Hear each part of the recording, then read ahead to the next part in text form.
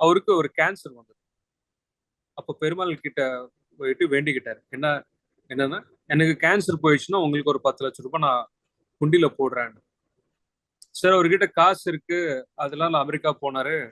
அங்க இருக்கிற அங்க இருக்கிற ஹாஸ்பிட்டல் போயிட்டு நிறைய செலவு பண்ணிட்டு கேன்சர் கிளியர் பண்ணிட்டு இந்தியாவுக்கு வந்துட்டார். அவரு பெருமாள் கிட்ட வேண்டிக்கிட்ட மாதிரி கமிட்மெண்ட் கொடுத்த மாதிரி 10 lakhs வந்து குண்டில போட்டார். கொஞ்ச நாள் அந்த ஜென்மத்துல இறந்து போயிட்டார். மறுபடி ஜென்மம் எடுத்தார். இந்த வாட்டி காசு இல்ல. ரொம்ப ஏழை குடும்பம்ல பிறந்தார். இப்போ கேன்சரோட பிறந்தார். இப்போ என்ன பண்ண, கத்துக்க வேண்டிய லெசன் விட்டுட்டதுனால சுச்சுவேஷன் மறுபடியும் ரிப்பீட் ஆயிடுச்சு. அப்போ இவர்கிட்ட காசு இருக்கிறதுனாலயோ இல்ல ஹீலிங் இன்னொருத்தர் மேல டிபெண்ட் ஆகுறதுனால என்ன ஆயிடுச்சு, கத்துக்க வேண்டிய லெசன் கத்துக்காம ஸ்கிப் பண்ணிட்டாரு.